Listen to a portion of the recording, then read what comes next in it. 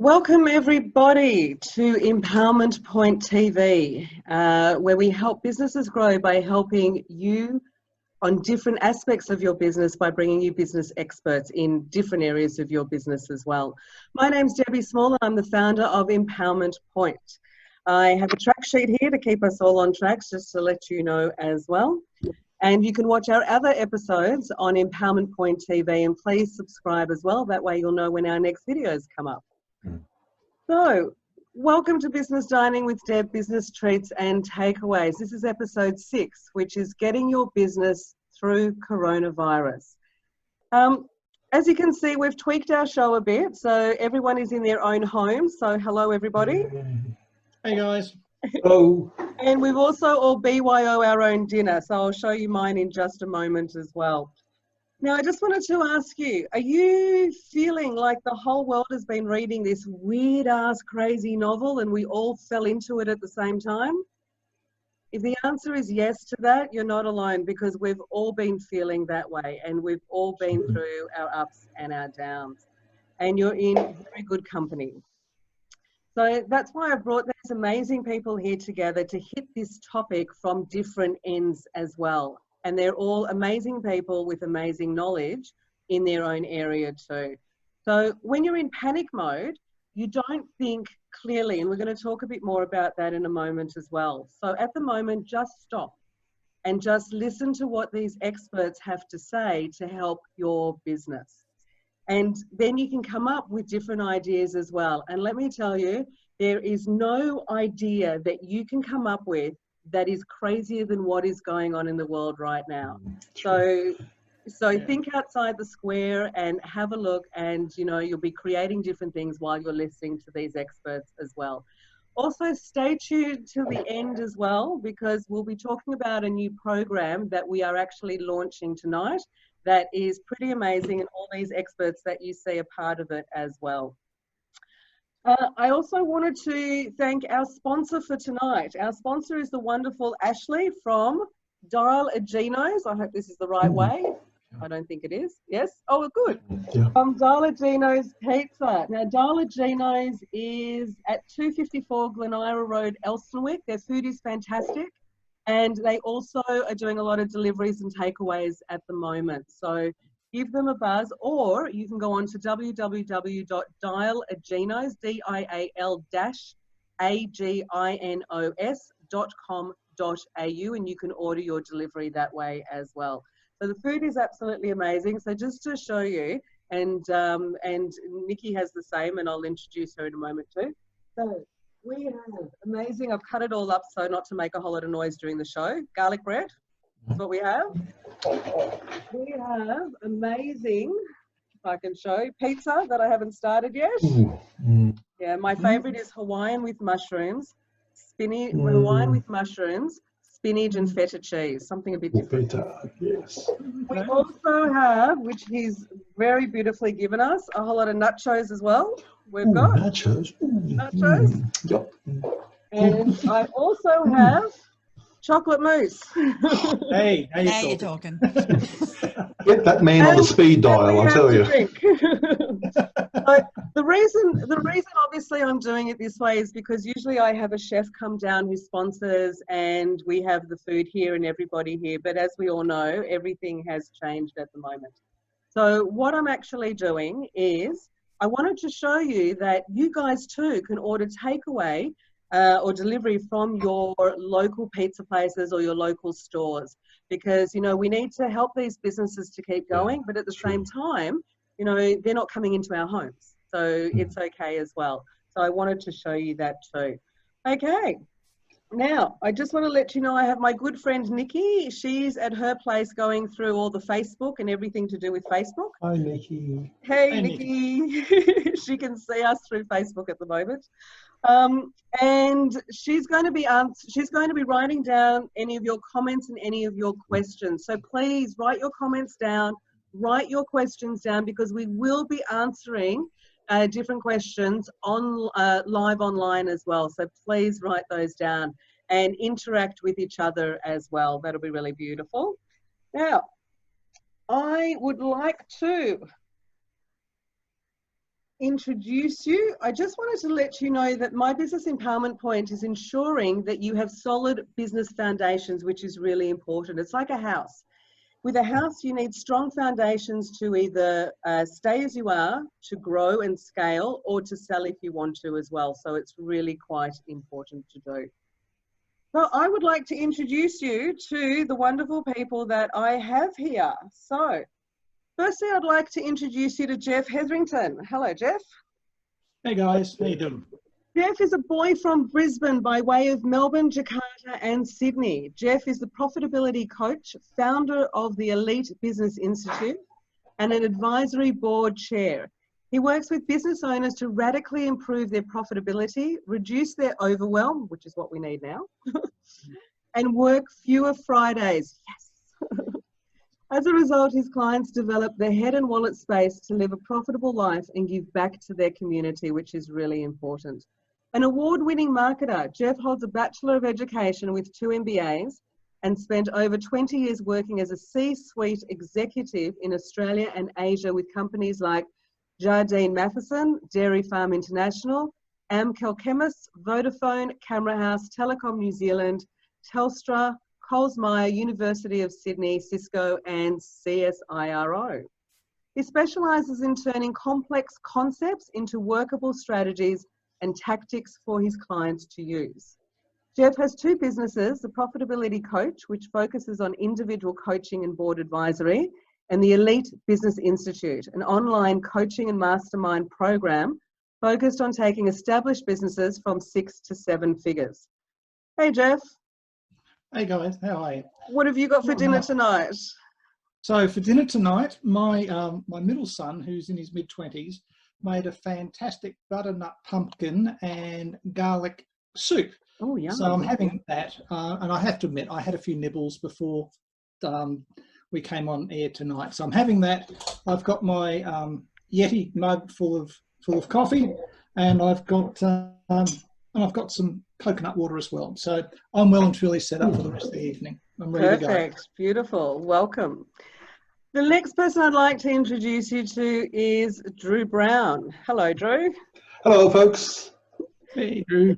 Drew has 20 years plus experience in specialty insurance and risk assessment and runs a specialist face-to-face and screen-to-screen financial advisory business for the past 15 years with clients Australia-wide, from remote rural and mining sites to our cities.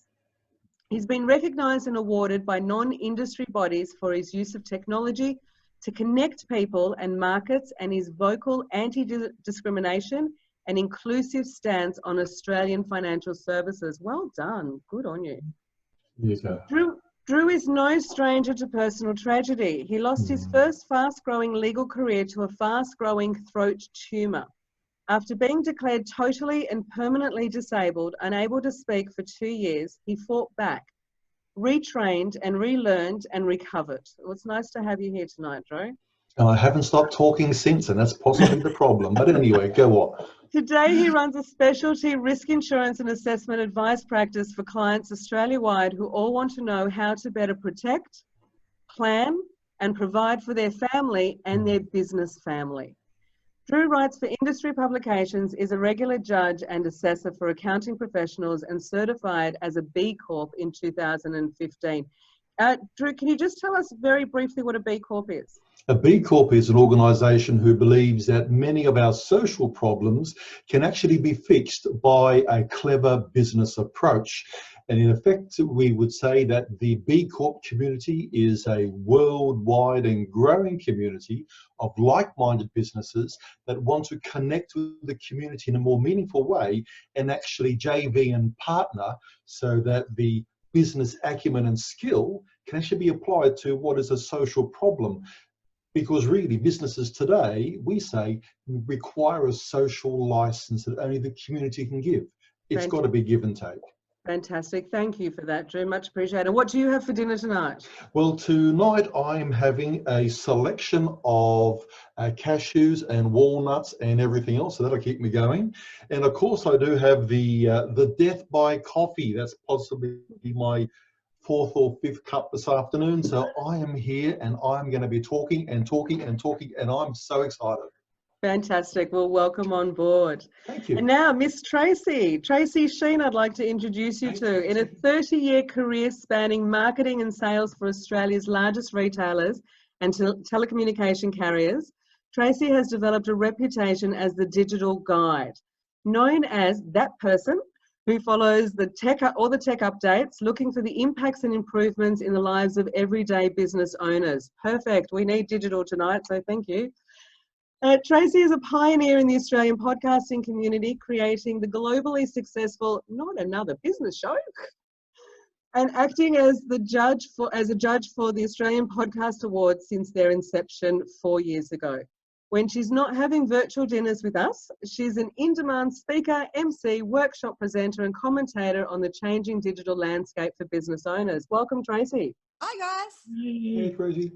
I love it. I love it. I love it what you're doing. So thank you for that. And what do you have for dinner tonight? Well, I'm probably on the stretchy pants end of the spectrum tonight. So I have a cheese plate selection. Right. Yeah, because I'm addicted to cheese. I have a nice cheese. Pinot Noir to go with Oh, salad in a glass. Good. and I have my backup bottle of water, just so I'm not dancing on the desk an hour into the conversation. So It comes at hour number 2. Sorry. I didn't bring the bottle for the wine in, Drew, just the glass. Right. Okay. Thank you for that, guys. And who am I?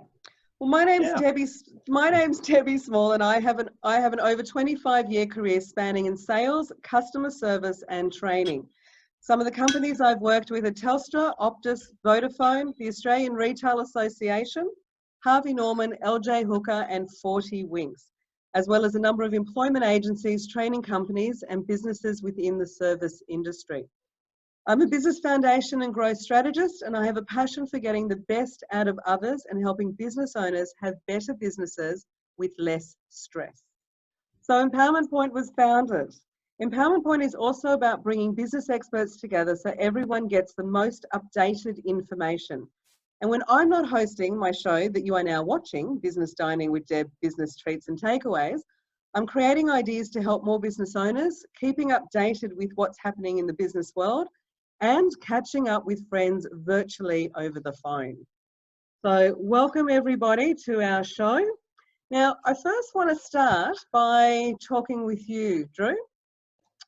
I wanted to ask you, we talked about the other day or so, be careful when you're under stress, don't make decisions, have a gentle approach. So I just wanted to have you talk a bit more about that.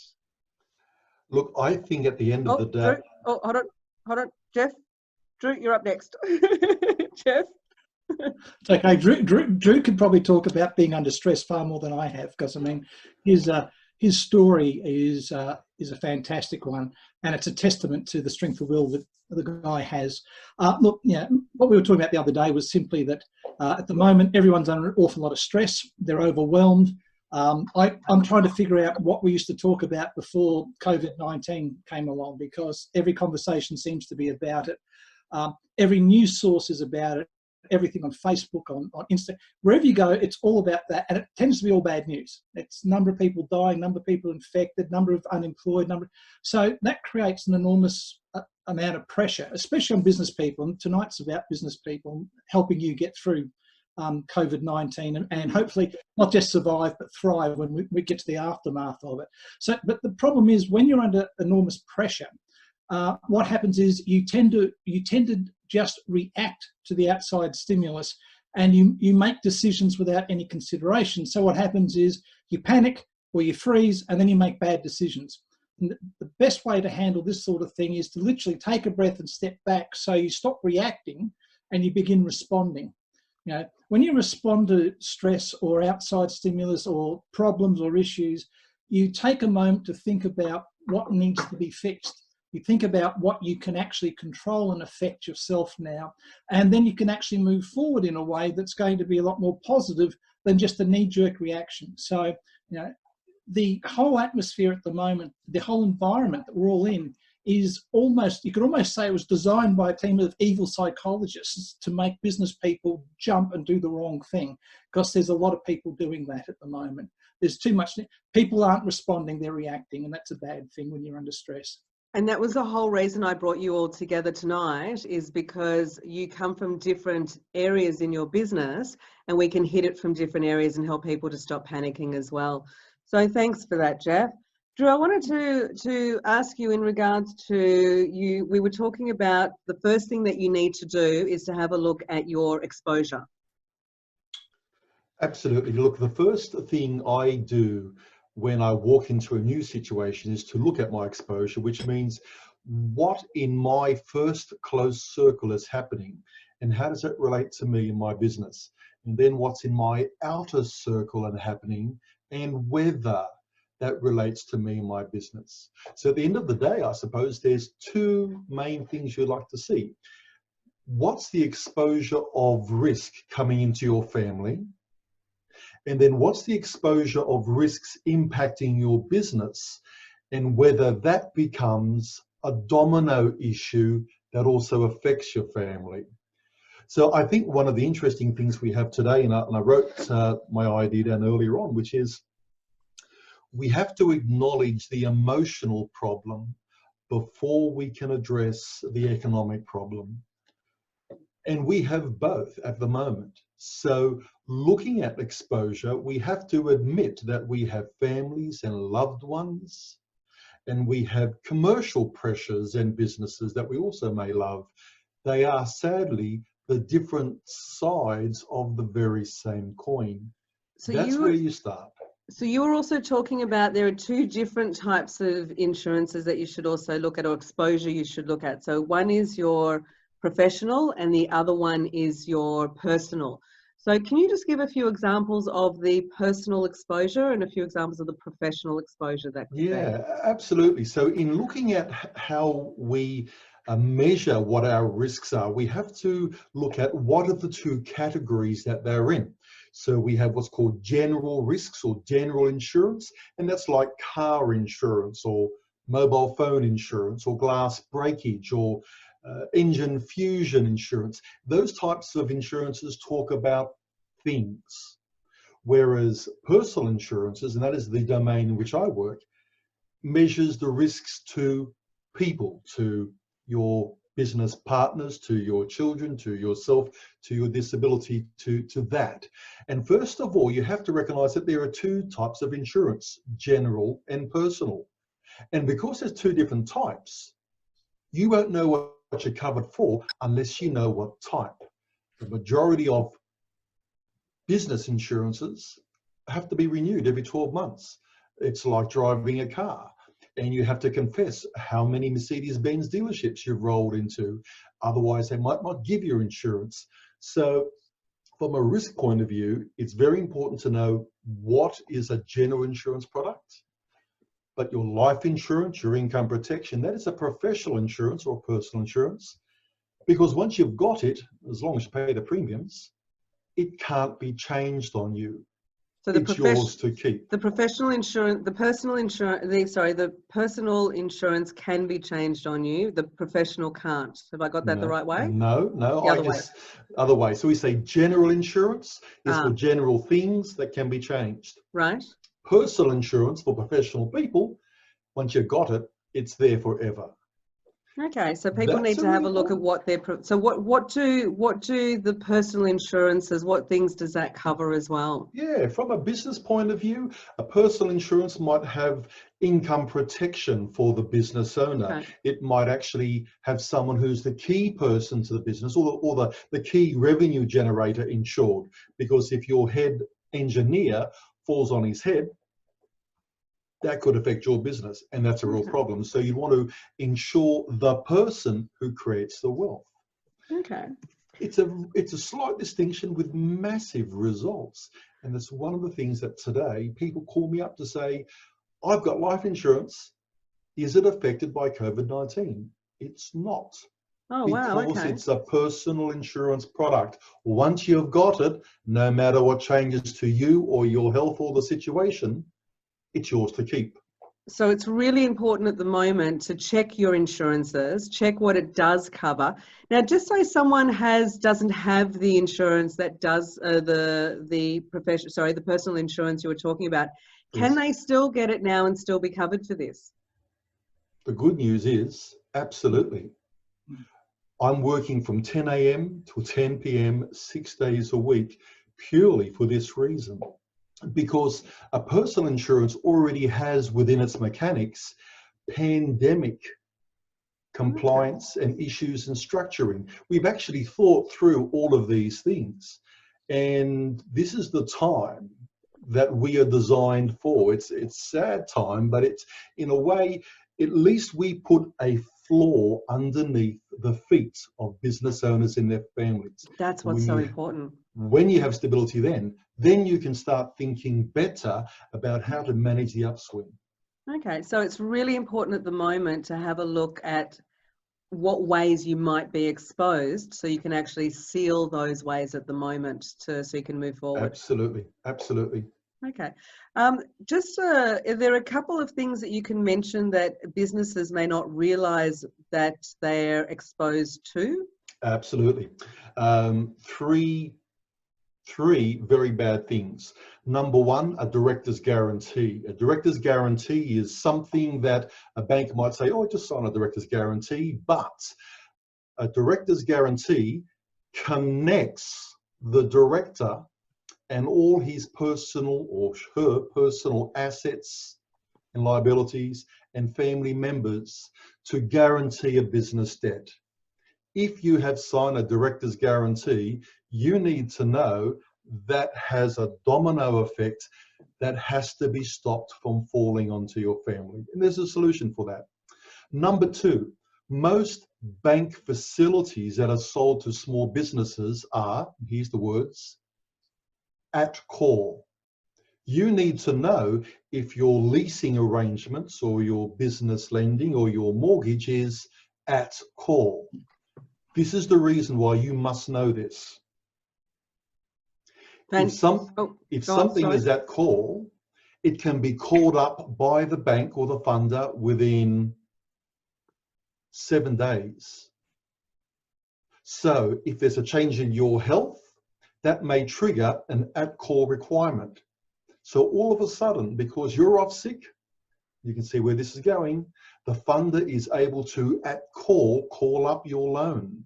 And then if you have made a director's guarantee, they will call up the loan and then reach through the loan into your family to do whatever they have to do. You need to know these things. So that's why most businesses that I work with have a list, which means they know whenever they sign a director's guarantee, it's recorded. They know if they have a loan facility that is at call, it's recorded. Those are two things that you need to know about. And number three, I told you I'm making it for 2 years worth of silence here. If you are in business with other people, you would think that would reduce your risk. You would think that would dilute your risk. The reality is it doesn't. It's the other way. It enhances your risk.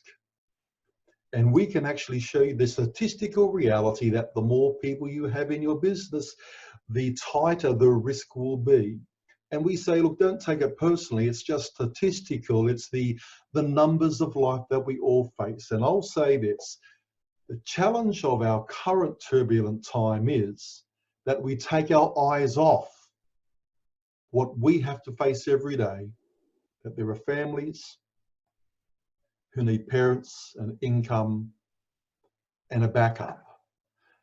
The biggest risk is not out there where the risk to us might be 1 in 400,010. The biggest risk is that we all have a 1 in 10 chance of passing away early, a 1 in 3 chance of having a significant illness, or, as it was for me, a 1 in 4 chance of having a sickness or a disability that will stop you working. I know what it's like. This is not sales. This is the harsh reality, and you've got to assess where you're at right now. So one of the biggest things is don't panic. The reason I'm doing this show is so you can actually understand where you are at the moment, because Yes. when you know where the gaps are, then you know how to fill the gaps. That's right. So you may not have things in place at the moment. That is okay. Just know where your gaps are, and this is why I'm doing the show tonight, so we can look at that.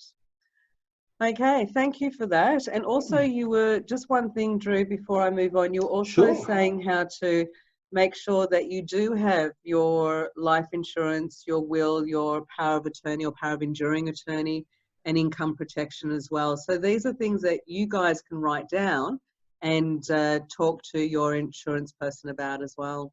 Absolutely. And just on the idea of what is a power of attorney and when would you use it? You would use it if you are in lockdown and you need someone else to act on your behalf, with a bank or a real estate agent or a leasing agent, something like that.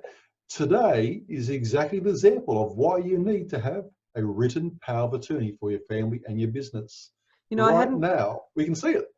Yeah, no, we have enduring power of attorneys, but I've just kind of thought, where are they? I need to actually have them on hand just to be able to, like, I have a feeling I know where they are, but I actually need to have it here and not in someone else's home. So it's quite interesting.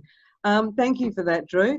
Tracy, just before we start with you, I'm just going to go over to Nikki for a sec. So if she isn't, and see if there's any comments. Nikki?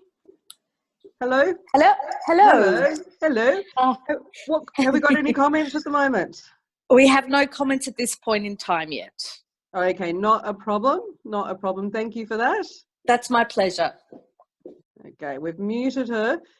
We do have a couple of hellos, though, from Marissa and from Aggie, and I can see that Debbie and Marty are on as well. So hello, guys, and welcome. Okay. Tracy, let's have a look at from a digital audit perspective. Yeah, it's an interesting one, isn't it? So there's, you know, the guys have spoken about the really kind of hardcore stuff that is taking up a lot of brain space right now. Yeah. But the other thing we need to be considering is how do we maintain some kind of business as usual while all this is going on? Have we got the capabilities to transition online? If so, what does that look like? Do you have teams of people that you need to get online? Do you have contractors? How are you going to tell your clients what you're doing? There's a whole bunch of kind of stuff that's just rattling around in our heads right now about, you know, what we need to do. So right now, from a digital point of view, you need to just look at, you know, what have you got in place right now? So the first thing I say to people is, you'd be surprised how much technology you've actually already gathered around your business over the years without even kind of thinking that it's tech. So just assess what you've got in place. Is it laptops? Is it desktops? You know, have you got smartphones? Are you using email? Are you using social media? Have you got a website? Are you working in the cloud? Once you know that, then you know what needs to be transitioned, and you know how you can do that. You also need to know what type of business are you in. If you're in professional services versus retail versus, you know, a service-based industry, right now you might be going through a holy shit moment. I need a e-commerce platform off the back of my site because retail's going into some kind of, you know, lockdown period potentially. How do my clients still work with me? I do a lot of work with hospitality, and you know, as you're dining on your pizza, clearly your guys were ahead of the curve and have that built into their website. That's why they're still delivering pizza. You know, I was chatting to a coffee roaster today. The coffee roaster deals mainly with wholesale, but their system has been, oh, well, clients just call us and or they email us and put the orders in. So, you know, we're quickly having to kind of put some stopgap measures in place to make sure there's a process and procedure to capture that and they're not losing sales. So we're really changing into a digital world, huh? Pardon? We're really changing into a digital world. Oh, totally. Overnight. Totally. You know, in the last week, I've helped a yoga studio get online. I've helped a couple of coffee shops still be able to deliver coffees and create muffins that can be delivered and those kinds of things. I'm working with councils. You know, don't beat yourself up. The worst offenders I have seen in the last week are local and state government. Mm-hmm. Yeah. Yep, there absolutely. is no capacity for those guys to work online. The ATO, 20% of their current workforce have the ability to work from home. Wow. Wow. Well, that'll be changing very, very soon with these Indeed, but I was you going to know, say, we're let's not kind of talk out of about sizzling, monitors. you know? Yeah. You know, we're running out of monitors because the big companies are suddenly going, crap, I need to get my people working at home and they're used to 2 screens. You know, we need to get them set up with monitors. So the big thing that we as small business owners have going for us is agility. Yeah. We can tack and change and move with the times quicker than any government department, than any corporation. We can, you know, wake up tomorrow morning after the PM's delivered his latest round of national cabinet. You know, it's 30 minutes for a hairdresser, it's 15 minutes, it's 2 hours, whatever it's going to be, and put those things in place overnight and wake up to the new world in the morning and just keep going. Sure, we're taking emotional hits, sure, we're taking everything else, but we can keep some dollars coming in. We can keep, you know, keep going. Well, that's it. And that's what's really, really important too, is that, you know, we are changing more than any time in my life that we've changed. It's the quickest change. So we really need to take a step back and we need to see and do an audit of what we do have and what we need to where we need to go. That's really, really important because it's if really we're just...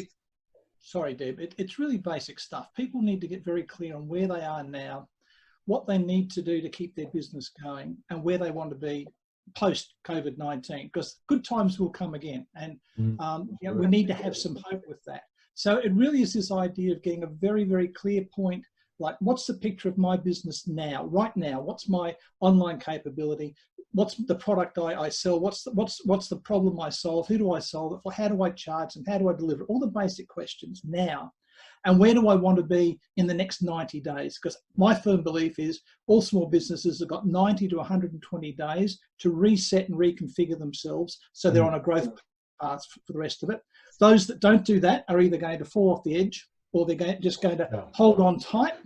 And when this finishes, whether it's 6 months, 12 months, say it's 2 years, so that's 2 years before we get a normality, they'll be in the same spot in 2 years' time where they were today. So they've wasted 2 years of growth. So it's so important. I mean, what both Drew and Tracy are drawing attention to, and people shouldn't go, oh my God, I don't have any of that, and add to their overwhelm. That's what we're all here for. 80% of small businesses still don't have a website beyond one that the Yellow Pages or someone's done, right? 67% of small businesses do not even have any income protection insurance. I think Drew would know the figures better than I, but there are these huge gaps. Now, Tracy will tell you, the online capability, it is easier now than any other time in human history for a small business person to run from an office like this and have clients globally. And yet so many people don't do it because they're scared or they're not sure or they haven't had the right advice. So we can actually, you know, this agility for small business, for small business and SMEs is a huge thing. We are better positioned to survive and thrive this thing than the big corporations. You know, Solomon Lew is refusing to pay rent at 1,250 shopping centres because his retail empire's foot traffic's dropped by 90%, right? All the river, there's 1,400 stores closed today. Johnny Big, who happens to be a clothing brand I like and I buy some stuff from, sent me a great email today that basically said, we're shutting our stores on Friday, but you know what? Online's still going, and here's a 30% off voucher to get you to buy something online. Do you know what? I'm kind of a bit fed up with those emails, though. I'm tired of the virtue signalling ones that go, dear Jeff, we just thought we'd let you know we've got your back. We care about you and our staff. And you're going to get a lot more of those as well. But really, look, right now, in my personal opinion, coming from a sales and marketer from, you know, like the good old days, if your clients are other small business owners, now is not the time to sell. Just, you know, consolidate and figure out what you've got. look to where you want to be, let people know you're open, but develop a bunch of free resources if you have the capability, and support the clients that you've already got. Don't be going out there with, oh, hey, we're closing our shops, but by the way, I've had 5 of them this week. I'm like, do you think I'm going to spend money on clothing right now? Personally, that's my kind of discretionary fund that I'm pulling back on, because guess what? If I want clothing, I'm going to support my local person that runs a boutique, not a. But I still like the fact that they had the balls to do a call to action, because so many people are sending out virtue signaling emails saying how wonderful we are and we love you and we care for you, but we're not doing anything. In these unprecedented times. In these, don't you hate that word, unprecedented? That and the word journey need to be struck from the English language. Now, I'm just going to bring us back for just a moment. Tracy, with the digital part, I've got a few things from the conversation we had last week that, and you mentioned too, have a look what you have that's actually cloud-based and what you can put as cloud-based. The communication that you're having, yes, with your clients is important, but also the communication you're having with your staff. Now, that's really important as well. Yeah. So right now there's kind of 7 steps that you can take to build a bit of a framework for what you need to be thinking about, you know, and the nice thing is these 7 steps, you can just keep going back through them every 90 days and re-looking at it and tweaking it, you know, as we move through the coronavirus journey, Jeff. That's unprecedented, Tracy. I know. I'm going to build a bridge though. We're going to get over it, and there's going to be a cushion on the other side. So the first thing you need to start with is your why. You know, why you're doing this. Clearly, we're doing it because we are in an unprecedented time. So we've got to think a bit different. We've got to look to how can we rejig? Why are we doing it? That's why we're doing it. In 90 days, the why could be different.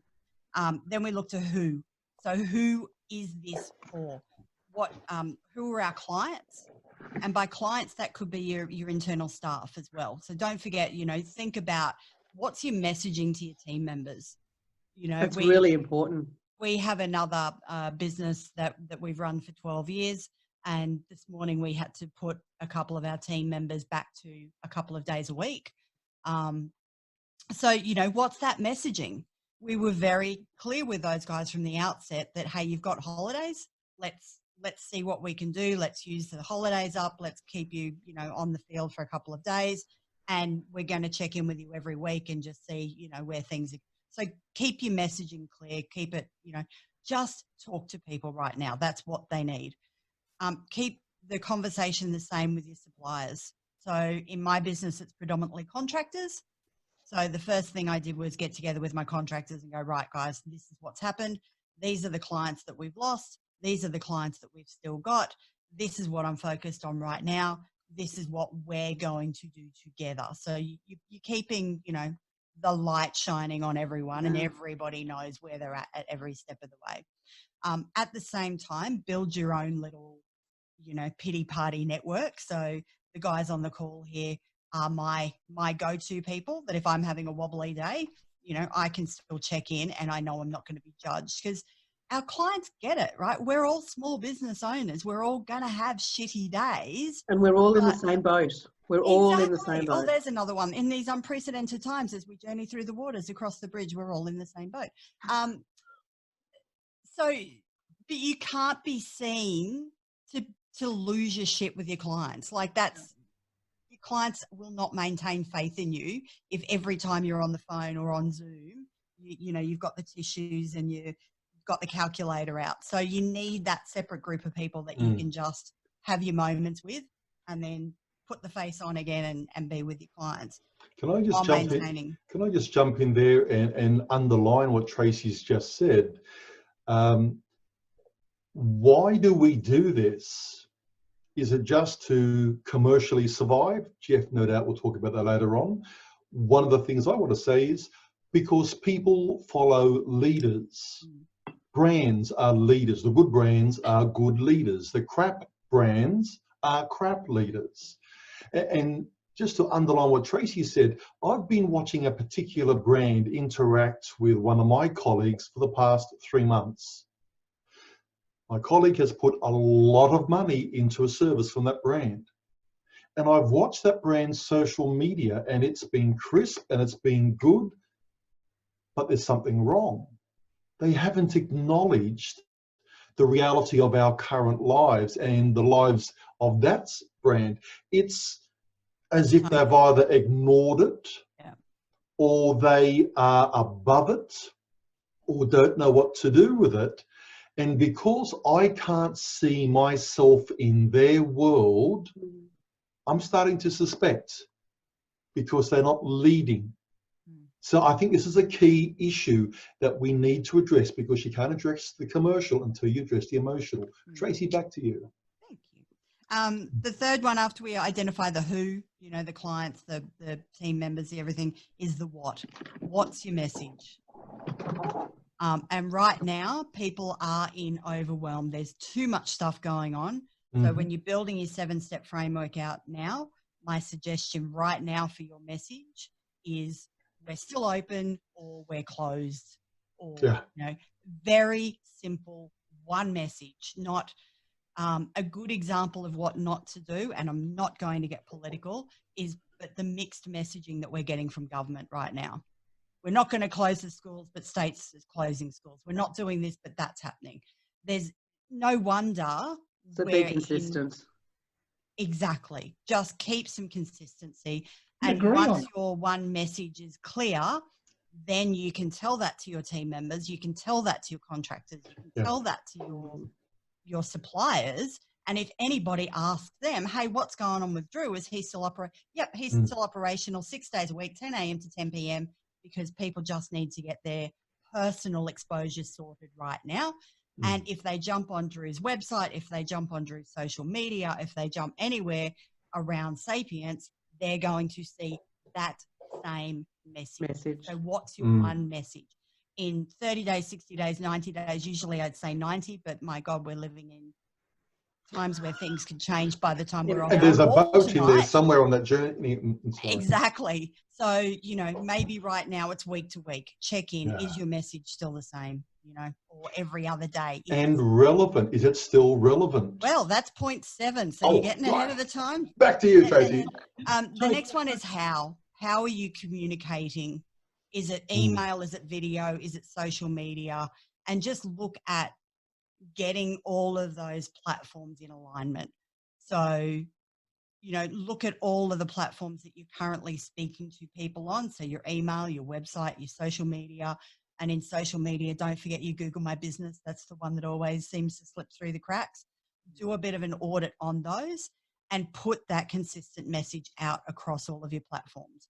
Your cover photo on Facebook becomes, this is my one message. Your banner photo on LinkedIn becomes, this is my one message. Your banner photo on your website becomes, this is my one message. Your email signature, everything becomes congruent. So again, it just gives anybody who's looking at your brand or looking at your business right now a sense of peace. And it's one thing, you know, I'm not chewing up calories trying to figure out what Drew's doing. So I can let that go, and I know Drew's got it. I can focus on these million other things now that I need to do. Don't make people burn calories trying to figure out what you're trying to say to them and how you're trying to say it. The next one is frequency. So how often do you need to be communicating with your people now, with your clients, with your staff, with your contractors, with your whatever? Depending, and this is very, you know, general, terms and conditions apply, speak to a trained professional, drop your frequency back. There's too much going on in the airwaves right now. We do not need an email from every small business every other day telling us that, you know, we're still open, it's unprecedented times. We don't need it. We're likely to junk you and you're not going to get us back. So think about your frequency. If you are closing down, if you are one of the businesses that has been impacted by level 2 restrictions so far, or we move to level 3 or level 4, whatever, look to how you can adapt that frequency to suit. So perhaps pinning a post to your social media to say, guys, we're on a temporary hiatus. We'll just be updating this weekly unless something changes. So you're letting people know when to expect it from you, but you're not bombarding them. Again, you're not, you know, taking up space that they don't have. And thinking about, you know, how can you do things differently? The biggest piece of advice I can give anyone right now is if you have an existing list of clients that are sticking with you, pick up the damn phone and call a couple of them every day. Work your way through the list. Hey, Deb, how's it going? You know, where are you at? How are things affecting you? You know, is there anyone I can connect you with? How can I support you? This is what I've got going on. This is what I'm thinking. Hey, I've been meaning to connect you with Jeff because I think Jeff and you share a similar database. Maybe you guys could present or do something together. So just start thinking about outside the box ways that you can be adding value to your people right now. Increase your frequency to team members. They're the ones that need your support. They're the ones that need your leadership. They're the ones that need to know that you got their backs. You may have had to let them go. You may have had to cut their hours, but check in with them. You know, just let them know. Yeah, hey that's guys, important because, you know, this week. Excuse me, that's really important. Your people are your business. Absolutely. Don't let them read it in Facebook, you know, what your latest decision is. Make sure that they know everything before it goes out to the broader populace. Make sure everybody's on the same page is step 6. So what is that? What is that page? You don't want, if you've got a team of people working from home and they may be fielding emails and phone calls on a normal business day, and usually they would gather around the coffee machine for 11 a.m. chat, or they'd wander in and out of everybody's office and they'd know, you know, make sure everybody's on the same page. If this is our one message, don't let Jose and marketing go off with something completely, you know, different. Make sure that everybody's, you know, singing from the same hymn book, as my mum used to say. And point 7 is relevance. You know, to Drew's point, you know, there's some brands out there right now that just seem to be a bit tone deaf. And there's some brands that are doing it really, really well. But things are changing so quickly. You've got to be checking in, I'd say probably every week, unless, you know, National Cabinet hands down level 3 restrictions to level 4 or whatever tonight, in which case relevance changes tomorrow. But, you know, we need to be looking at, is that message, is the first 6 steps that we've just been through, why am I doing it? Who am I doing it for? How am I doing it? What am I doing? What's the message? What's the frequency? All those kinds of things. The last one has got to be, is it relevant? You know, is it on point for what I need to get across right now? And think about, you know, just think about, there was that great book a few years ago, The One Thing. Right now, people have got too much going on in their head. We don't want to add to the overwhelm. Keep everything to the one thing. So one message, you know, and work on perhaps one thing a day. Your point on relevance is really well taken. Marketing the last 10 years, 15 years, it's primarily been all very aspirational. It's all been about grow, travel, see the world, run a business from a laptop, you know, have a great life, build a bigger house, get a BMW. It's all been very aspirational type stuff, right? Yes. And there's a lot of companies that are still marketing and messaging that way, and they're dead wrong because that's not what people want. People have gone right back down to the bottom of Maslow's hierarchy of needs pyramid. People want safety, security, and predictability.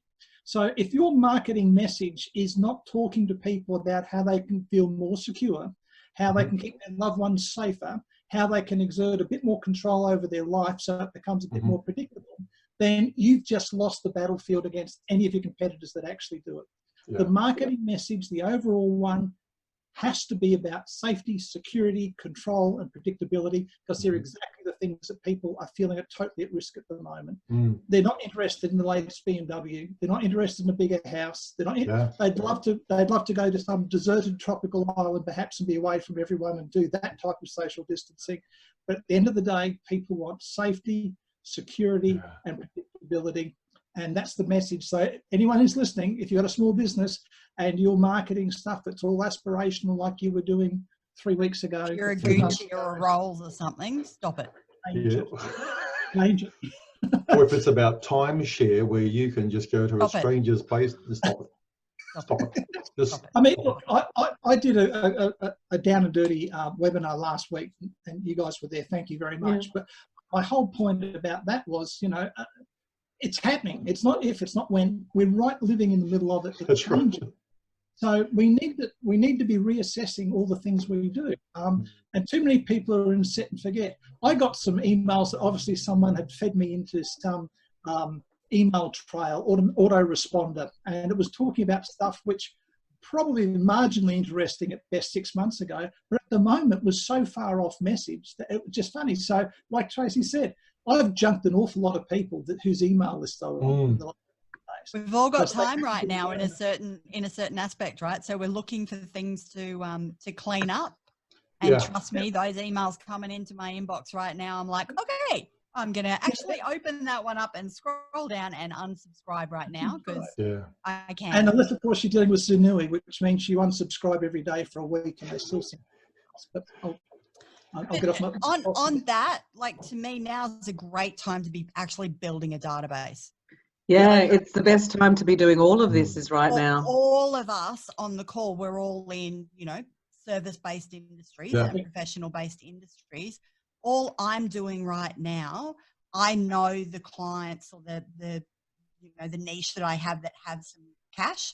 So I'm focused on, you know, getting that cash from those guys because they're local government departments and they have a budget. Great. But to support my local and my small business community, I'm just developing a bunch of free content.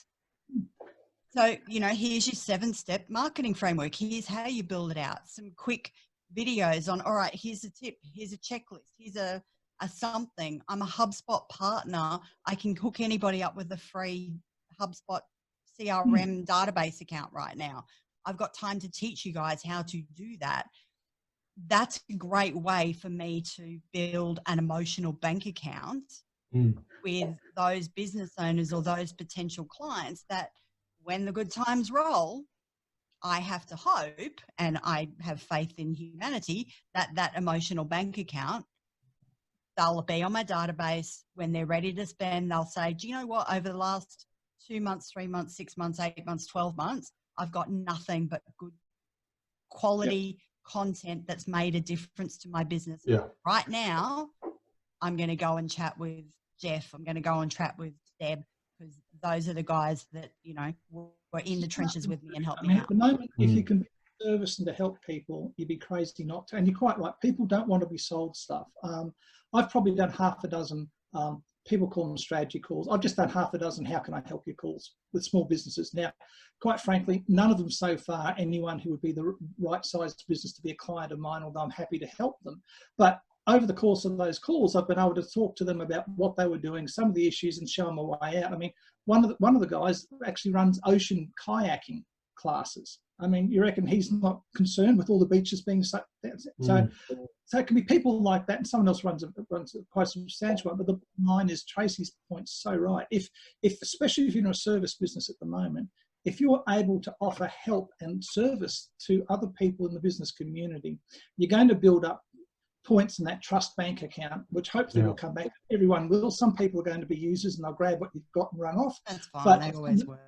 Absolutely. They're always there. They're like factoring in shrinkage when you're running a retail store. They just cost of doing business.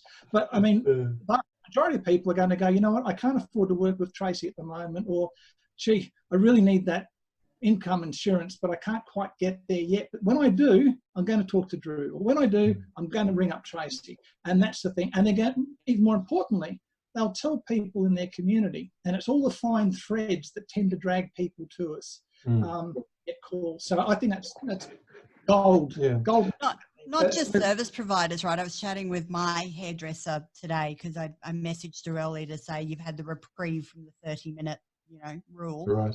Clearly, I need a lot of assistance from my hairdresser. Right now, we're all somewhere between 4 and 6 weeks from the truth, and nobody wants that. So I was saying to her, what's your preparations? How are you getting ready now for stage 3 or stage 4 lockdown? Let's work on the assumption, folks, that it's going to happen. If it doesn't, great. Let's work on the assumption that it's going to happen. We need to work on the worst assumption so we're ready for anything. Absolutely. Yeah. So we chatted for 30 minutes. She said, oh, well, nothing. If I close, I can sell some products online. And I went, hell no. I need you to make up my color for me Yeah. and create a video of how my hubby can apply it so I don't look like Ronald McDonald. And, you know, send that out to What a me. great Like, idea. Yeah. and she was like, oh, shit, I hadn't thought of that. Like, I'm bottle red from 15 years old. If you think I'm going to find out what I'm supposed to look like at my age now, I've got another thing coming. We will be, you know, I will be wheeled out on the stretcher with the colour in my hair. So, you know, start thinking about those things. Can you get your products online? What's the bare minimum you can do? Is it just emailing your clients? Very restaurants. Sorry, Deb. Red Lantern, famous restaurant in Sydney, have had to shut down, but they're providing their chef take-home dinners where you can cook them yourself. But not only do you get the ingredients to make the thing, or you get the meal ready to reheat, you go on their website and there is a specific video done by Mark Chef on how to prepare that particular dish or how the best way to reheat it. So they've taken it that next step, which you'd sort of expect with the people at Red Lantern. No, they're not. I'm not an affiliate. I'm just a fan. They do so much so well on social media and whatnot. But they started that last week. Other restaurants are still going, my God, what am I going to do? They went, boom, here's our take-home boxes. Boom, here's the videos on how to cook things. Boom, here's the recipes. Here's how to reheat.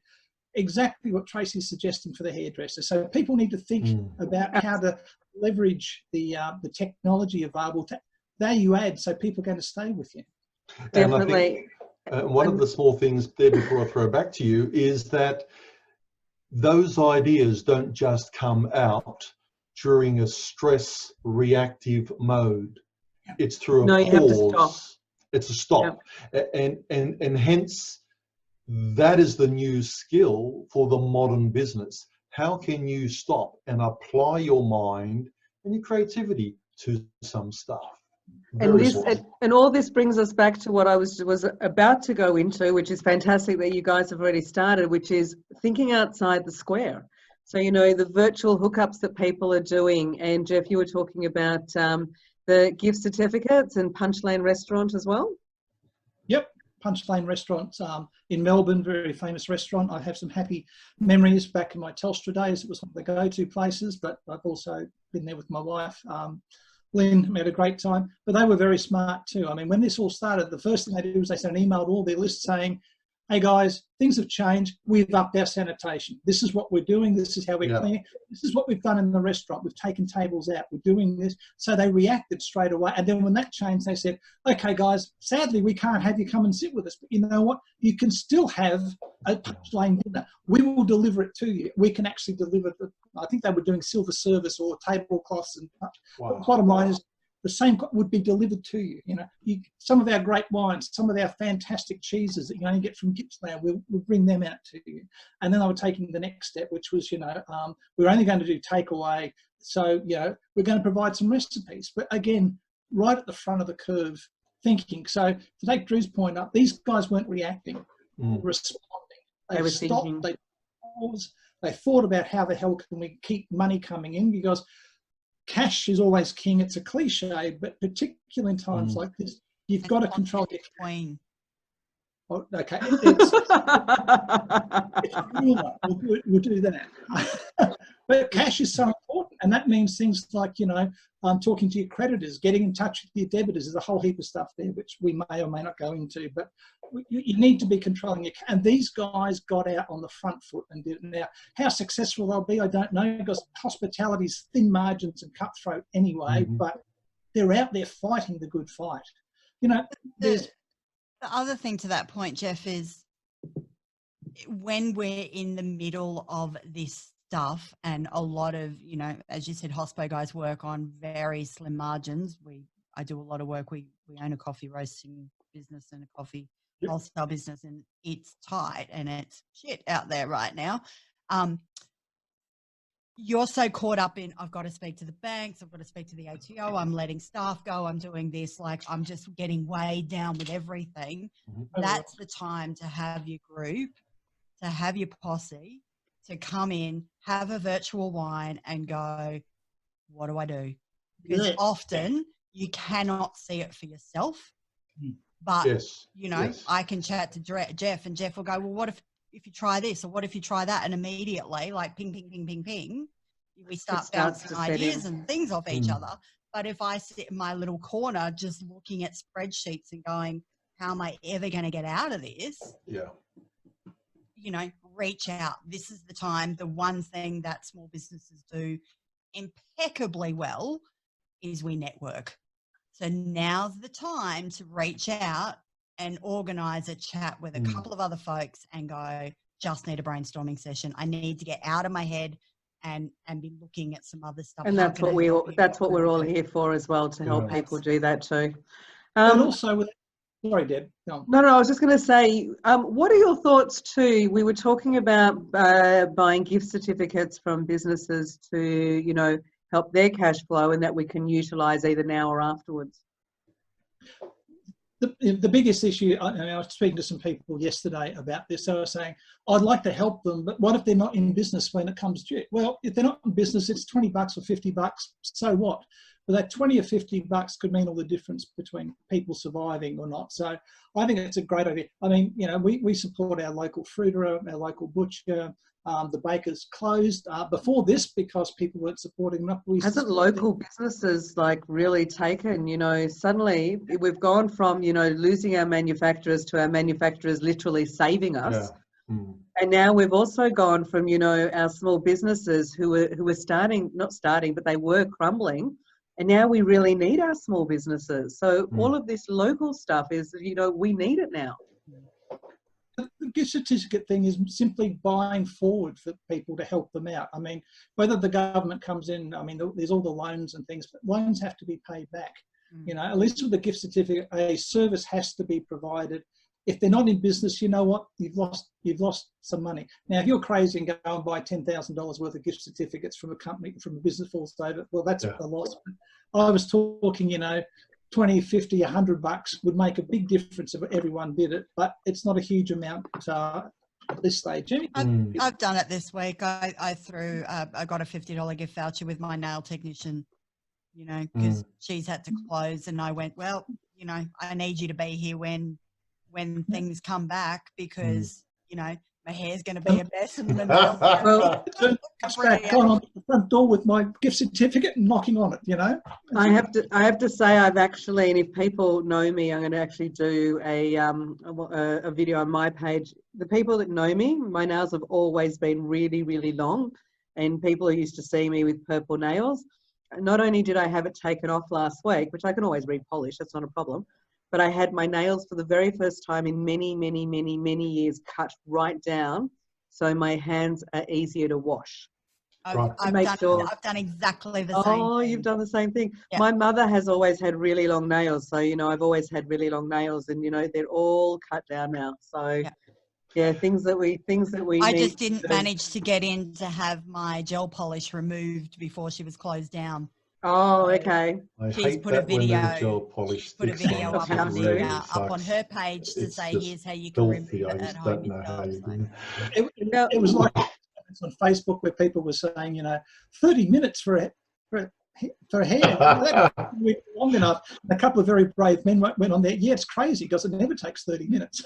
Yeah, we're not going to go there. Look, I think it's a really interesting thing to say. Look, we all have established small business connections. So let's put our mind on our established or localized small business connections. Tomorrow, hello to my mechanic who's watching tonight. Tomorrow, I'm actually getting my car serviced, but I'm prepaying registration and I'm prepaying some other things as well, because I know later on I'll need it. He's been there for 10 years as a small business owner. I need him to be there. And I think a strange thing happens when people feel supported, because it's that emotional side that can tip the balance to say, I will pause and I will think this through differently. And if they believe in me, maybe I've missed something, and it could be that one thing. Look at your emotions. One last thing. My web developer, hello Abdul, if you're listening from Pakistan, probably not now. The time, he might be up. But in his world, life is hard in ways that I can't perceive. But I know that if I prepay for some of his work, it's not that I need it right now, I need him right now. And if that means he gets a laptop and he feels the connection that someone who's a remote employer is thinking about him and his family and his son and his wife who are in lockdown in a village with him, it changes him. And of course, the thing is, whenever we help change lives around us, we can only do that because it changes us. And hence the sense of control starts coming in, saying, here are the small things I can do to be more supportive, more kind. Or if you ring a telephone operator in a call center, pause, just be nicer, because you can.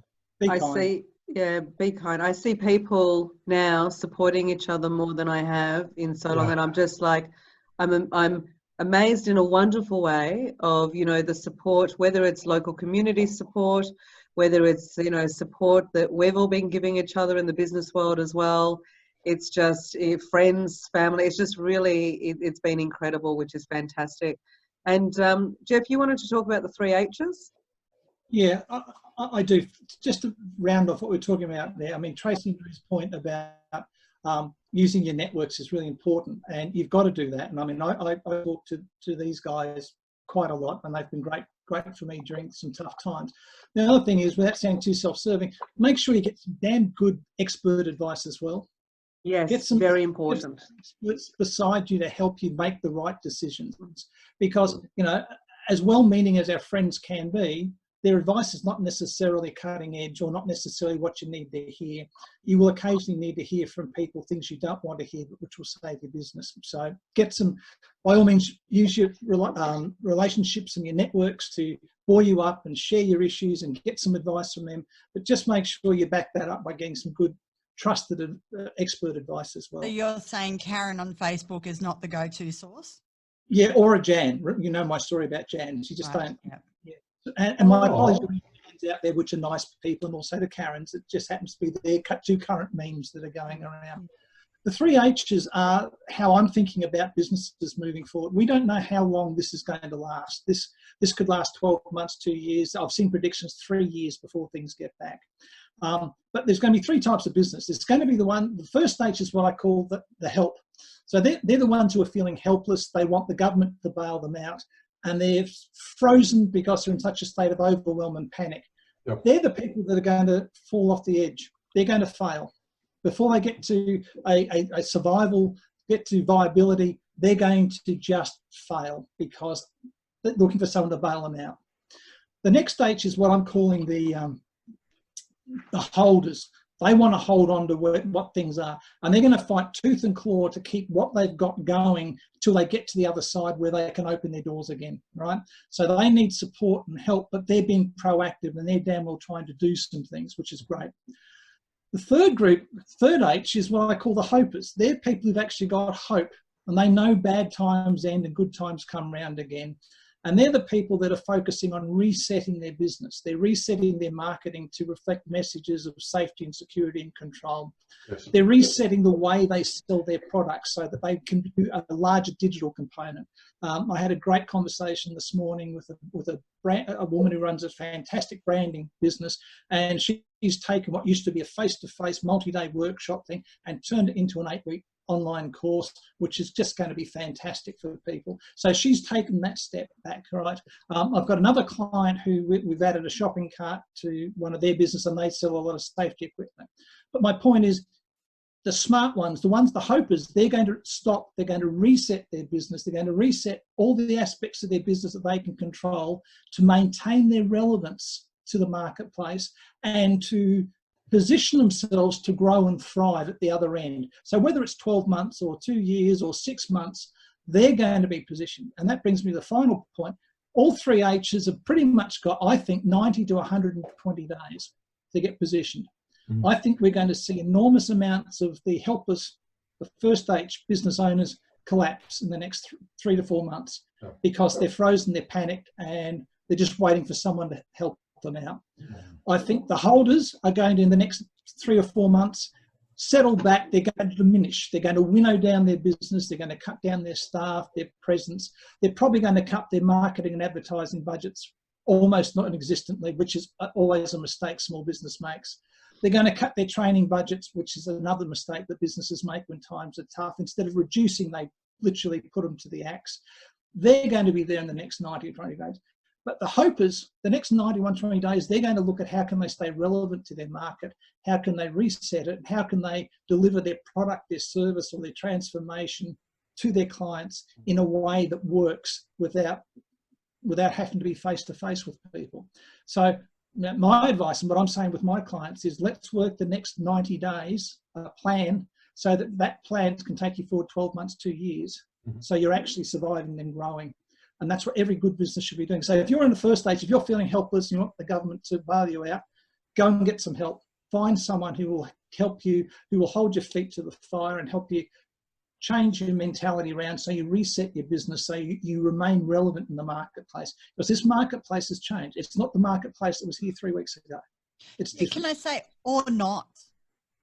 Yeah. You know, now might be the time when they're having a good hard look at themselves to go, do you know what? No. I'm done. We've been through drought. We've been through bushfires. We've been through floods. You know, we've had locust plagues. Now this, I'm done. Yeah.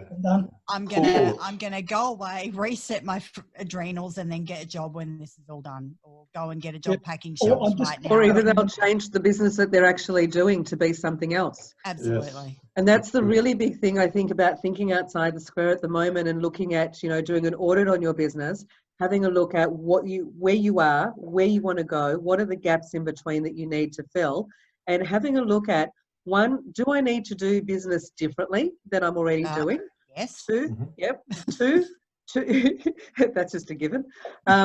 Two, do I need to look at, you know, can I still get the products that I need or the services? Do I need to come up with new products? Do I need to come up with a new service?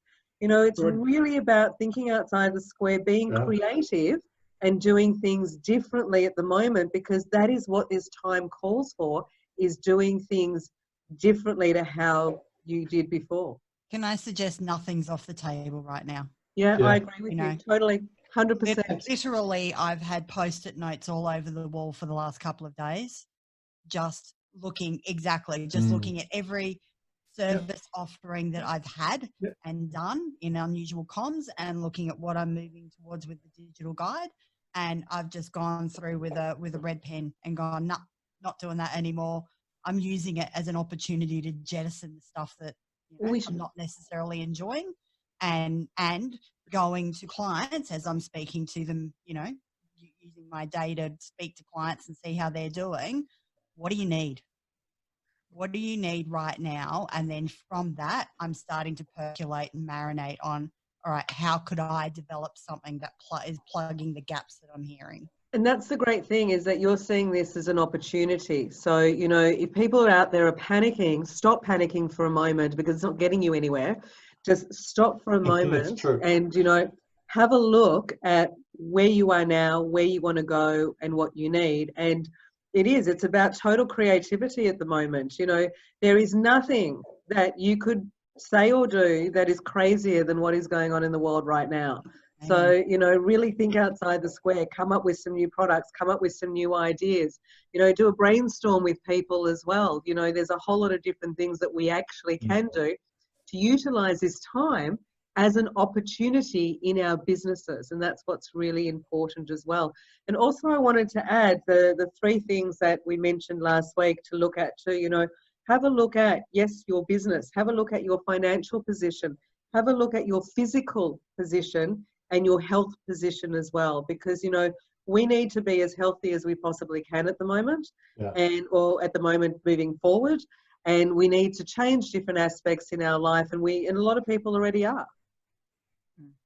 Can I add to that and say add in an emotional, spiritual, or mental health kind of thing? Totally agree. Because we all need to find some time, no matter what's going on. You know, I planted a garden yesterday because I just was so in my head and I was so wound up about everything that I went, you know what? I've got some seeds that I've been not literally, but sitting on for 6 months, I'm going to go and just plant a garden and not, you know, we just need to cut ourselves some slack and protect our mental health. Yeah, and this whole thing gives a whole new meaning to the power of now. That's for sure.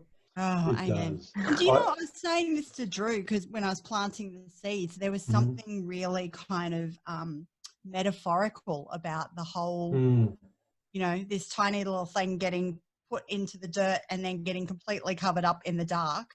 It's exactly kind of what we're going through right now. Like, you know, metaphorically, we had no idea what's going to happen in the next 10 days that this little seed should germinate into a seedling. But the thought of just, you know, I had that moment of,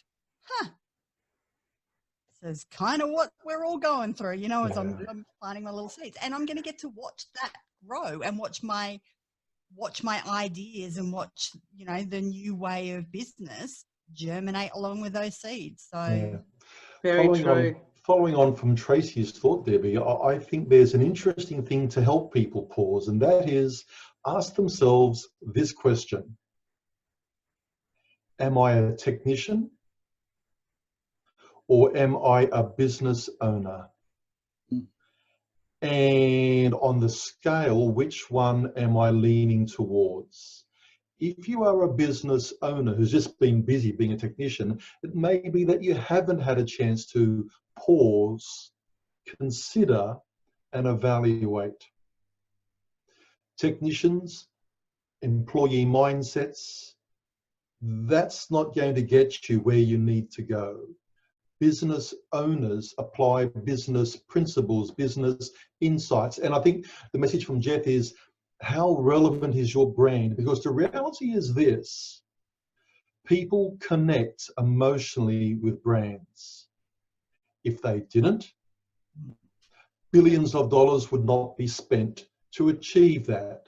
So if people connect emotionally with quality brands, with leader brands, your business, your modern small business needs to find a way to connect with its people, its brand, its market, its philosophy, because it's no longer about greed is good and capitalism forever.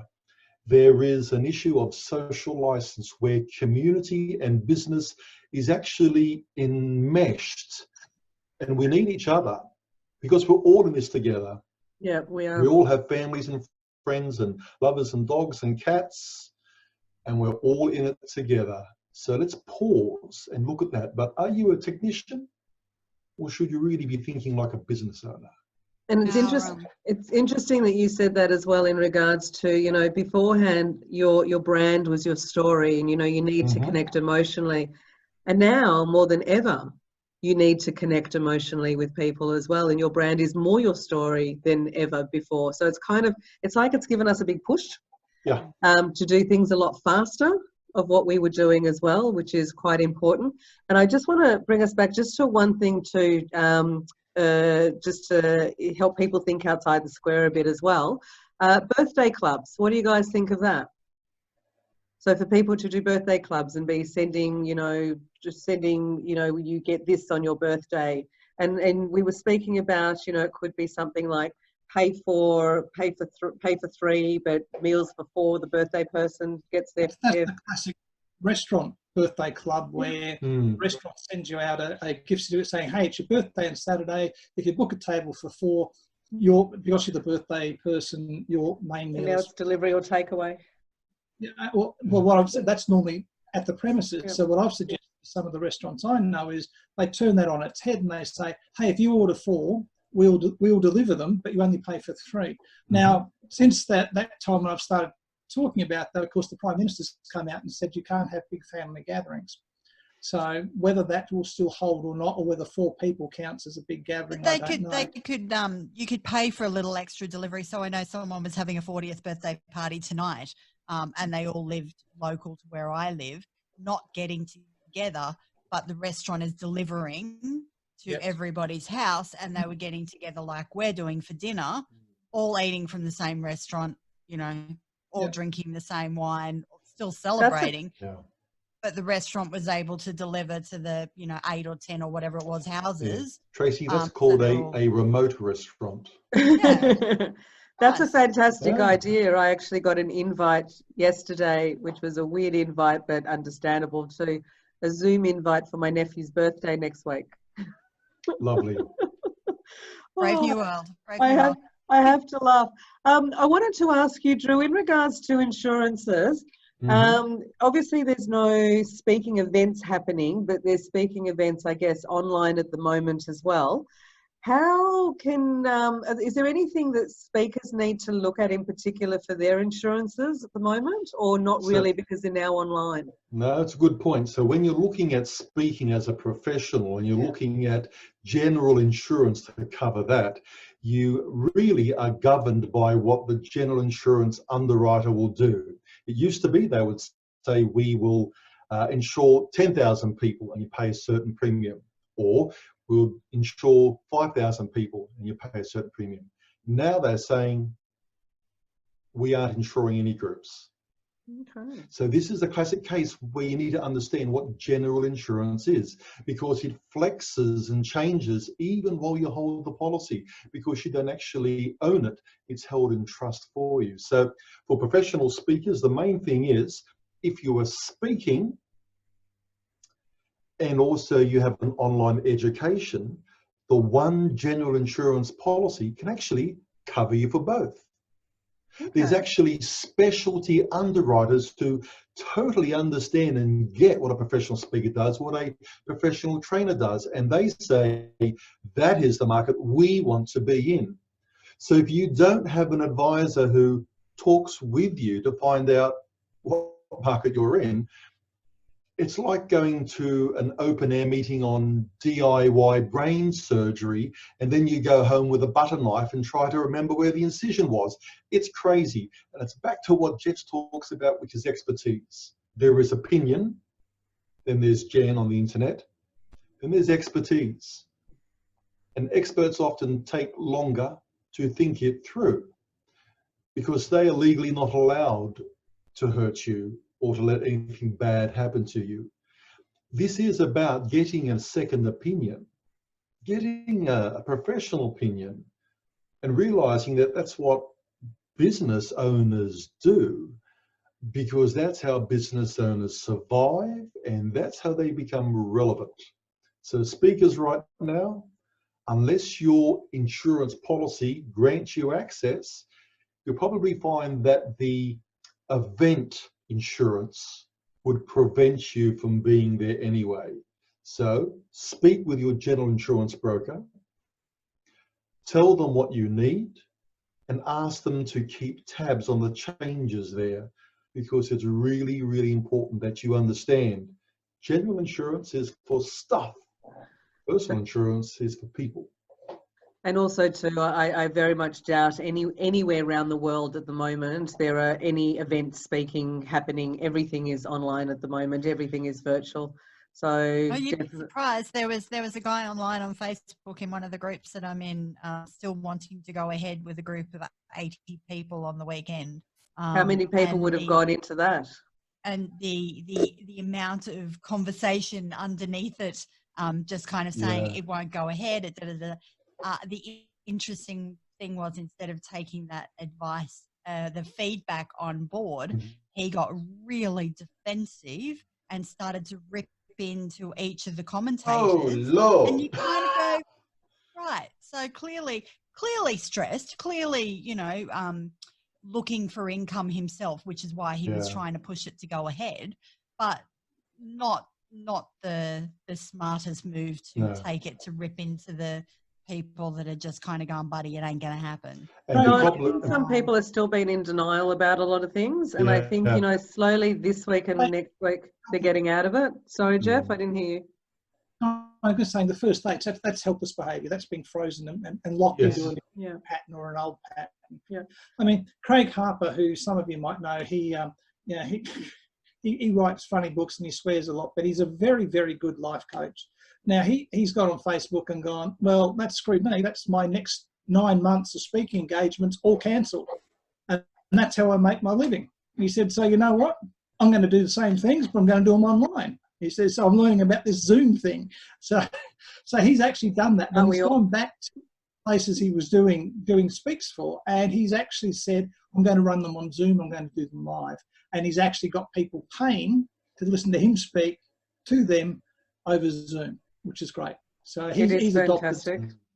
adopted. Now you also wanted to you were talking about having a look at what people can control, what they need to be aware of, and what they need to do now. The easiest, when we feel like we're not in control and we're just being buffeted by whatever's happening around us, it's not good for our mental health, which is something we were talking about before. So you've got to start with small things. What are the small things you can control? You can control how much alcohol you drink. You can control if you work out every second day. You can control if you get on the treadmill. You can control what time you go to bed. It's about identifying small things that you can actually exert control over and then doing them. You can write up a list of non-negotiables or something like that, which I started doing with this. And a list of non-negotiables is literally things that I will do every day. It's not negotiable. I will get up every day and I will do some Tai Chi and I will throw some weights around and I will do this and I will drink 3 litres of water and blah, blah, blah, right? So I have a list of non-negotiables, but that then gives me control, a measure of control over my life. And that's what people should do. It can be something as simple as I will get up at 6 o'clock in the morning and for the first hour I'm going to write emails to my clients. All right? It doesn't have to be 6 or you don't have to be part of the 5 o'clock club or the 4 a.m. club or any of that sort of stuff. But it's all about finding something that you can exert control over, because that then helps you feel like you're not just being blown to and fro. So that's really important. It's even more important if the things you choose to control are things that are actually going to help you work towards an outcome. So I was talking about the 3 H's before. It doesn't matter, say you're the holding ones, the guys who are just going to hold on tight. You can measure control there by saying, here's the things I'm going to keep doing in my business to keep it going. And the other guys who are going to reset, they're going to go, here's the things I'm going to look at changing in my business. But again, it's actively exerting some measure of control over what's happening to you. And that reduces stress. It can help with overwhelm. It doesn't always reduce overwhelm. I always believe with overwhelm, what you should do is write you write what I call a don't list, where you list everything you do. You list the things that only you can do. You list the things you love doing, and everything that doesn't fit on those 2 lists, you try and delegate out to other people. And that reduces your overwhelm and gets you focused in on the stuff that you should really be doing. So the other way you exert control is you get into a habit. Like I teach my clients to do a thing I call a 5 by 5. So 5 o'clock at night, they stop and they write down 5 things they'll have done by 5 o'clock the next day. And there's something really pleasant about sitting there at 5 o'clock at night, putting a line through 5 things. And the trick to it is they don't have to be huge things. They can be small things. It can be, well, I used to say, the example I used to use was pick up your dry cleaning. Maybe not a good example anymore, but you list 5 things, a mixture of small and large things that you will get done the next day, and you do it the day before. So you wake up in the morning, there's already some form to your day. There's already some structure to your day. You don't wake up, roll over in bed, do an hour on Facebook that's not really worthwhile, another hour on email, and stagger downstairs and then go, what am I going to do today? 5 by 5 gives you some structure and form to your day. So you help to, There has to be a level of intentionality, I'm thinking what I'm hearing you say, Jeff. You must be intentional about what you do and what you don't do, and how you think through stuff, who you hang out with, and your lists. It has to be intentional. Yeah, because there's going to be a lot of people now who are working from home who don't have structure. So now it's more important than ever to put your own structure in, so you get the things done that you need to do throughout the day, especially because everybody's working from home as well. And ask yourself, is it moving doing an hour closer of to email, your goal? going to watch Netflix for an hour and a half? That's not working from home, guys. I'm sorry. Yeah. Sorry, Trace. Research. Research. It's research. Just to Jeff's point there, the other thing with the 5 by 5, because Jeff taught me that one a few years ago and I use it religiously, and it's made a huge difference in my business. The other overarching umbrella I put to it is, are these things moving me closer to my goal or further away? Yes. So, it kind of, whether it's business or personal or whatever, make sure that the things that you're doing on that 5x5 each day are inching you ever closer. Yeah. So Very when true. the brave new world bursts through and we know what it looks like, we're ready to go full throttle. Yeah. True, Can true. I, Now, just can I just before you, suggest that this is really important? yeah, go on. Make sure the things you put on your list are those things that will actually move the needle for you. Be intentional, no shortcuts. Get something to move the needle. Back to you. So I just wanted to say thanks for that, Drew and Tracy and Jeff. We've still got a bit more to go. Guys, I just wanted to let you all know, all of you who are watching this, thank you very much. We have not finished as yet. We are going to be going over time, and seeing as I've got these experts here already, I'm going to utilise that time with them to get you the most important information that you need to get as well. So we are going to keep going for a bit. So if you do need to shut off and watch the replay, that is fine and okay, please do. But otherwise, please stay on board. We'd love to have you to continue with us as well. So we will be finishing off pretty soon, but there's still a few bits to go too. You wanted to also, Jeff, talk about Viktor Frankl. Well, Viktor Frankl's famous book, Man in Search of Meaning, or Search for Man's Meaning. He was a Holocaust survivor, a concentration camp survivor. And his key thing that got him through, that helped him survive, was, I can't control what happens to me, but I can control how I react to it. Yep. That's a really key mental shift or mindset to have, particularly in circumstances like most small businesses are experiencing now. We can't stop COVID-19. We can't stop the government deciding to shut down. And whether you agree or disagree or whatever, it's happening. It's there. It's a fact. It's a given. But what we can do is we can decide how we react to that. And in fact, as I've been saying all night, you shouldn't react. You should respond. So you can control your response to external stimuli. It's not as easy as it sounds. And if someone comes up and slaps you in the face, you're going to get angry. That's very difficult. But in a business sense, you've got to teach yourself to take a pause, step back, and decide what is the best response you can give to whatever it is that you're thinking about at the moment. I mean, that webinar I did in the BCP, I gave everyone who turned up a 13-point checklist to prepare their business for this. That will have to get updated. But what they was doing was giving people a measure of control. So, this whole Viktor Frankl idea of I can't control my circumstances, but I can control my reactions to them, is absolutely key to surviving times like we've got now. Too true. So we've got things like, think about what we can control, really see this time as an opportunity to do the audits on your business, to see where you are, to see what you need to fill the gaps, and also make sure of seeing what your why is as well. So that's where you're heading out to. Reducing any effects, setting up to get us through this, which is really important, and that's making sure you fill the gaps of where you want to go and where you are now. Looking at your wins, like we tend to forget. Normally, we tend to forget our wins, but looking at our wins now is more important than ever. It doesn't matter whether it's a big win or a little win. Every win counts. So celebrate your wins as well. Also looking at, what we were talking about last week, looking at museums are looking at 3D museums now. We saw the penguins that were out as well. Virtual reality is being used more. So there are lots of things that on Zoom.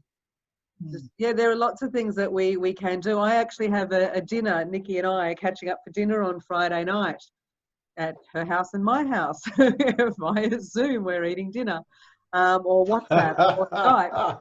So, we're all doing things differently. I actually set up Skype and Zoom for my mum. So, she can have some virtual coffees with her friends and things like that. If she has more than one, or if she has, I think WhatsApp, can have up to 4, including yourself. So if she has more than that, she can actually do it. So there are things and there are ways around what we can do, but we just need to stop. We just need to breathe. We just need to have a look at, okay, where we are now in every part of our business. So before I head off to our launch, I just want to find out too, Drew, is there anything else that you would like to add? Absolutely. The best part about running a modern small business is that we get to connect with our customers and our team. It's always been the case for a modern, nimble, small business. That's what we do. And our current circumstances just remind us that that's what we like to do. So let's just do it a bit better. Thanks for that, Drew. Tracy, is there anything else you would like to add? I was just thinking, as Jeff was talking about, you know, the Viktor Frankl and the 3 H's, I'm reminded of our mutual friend Andrew Griffiths talks about the 3 I levels. And it's true of marketing, and it's true of all of our businesses and way of looking at business. You've got insect eye, fish eye, and eagle eye. And it's important that we spend time in each of those areas. So if we're at insect eye, we're caught up just spinning on the hamster wheel of responding and reacting, as Jeff talks about, and just kind of, oh, that email's come in, I've got to do that now, and just being caught up in the minutiae of life. Fish eye is when you kind of come up and poke your head up and see kind of what's going on the immediate horizon, what's happening today, what's happening for the week. And then eagle eye is like lifting yourself right up and, you know, climbing to the top of the tallest tree and looking, you know, right now it might be 30 days, 60 days, 90 days in the future, 6 months, 12 months. Where do I want to be? You know, what does my marketing look like? What does my website look like? What does my database look like? What's my procedures look like? What do I want to go back to? Do I want a hybrid business where I've got the opportunity to work from home now or remotely and have an office? Do I want to go back to what it was like before? Do I want to go completely online? You know, really starting to move between those 3 levels. And you can use it for marketing, you can use it for business strategy, you can use it for, you know, kind of any area of a business, and just being able to kind of stop and think, hang on, I'm caught in insect eye. I'm just reacting and responding to everything as it comes through without, you know, pulling stopping back. and halting. And lastly, cut yourself some damn slack. Everybody's going to have wobbly days. Yeah. You know, none of us have been through this before. So, you know, if you wake up and you need to pull the doona over your head for another 10 minutes. We're all playing in trial and error, or trial and trial again, trial and trial again. Yes. Jeff, is there anything else that you would like to add before? I'll ask Jeff if there's anything he'd like to add, and then we'll just check if there's any comments or questions, and then we'll go through a few other things. Go for it. Sorry. Just a couple of things. Get help. You know, like we've all said tonight. You know, work your network, talk to your friends, but get help, get support, get that mental support, but also get expert help. Get some expert help as well, because that could make the difference. I'd also suggest, I mentioned the 3 H's, you know, that the helpers, the holders and the hopers.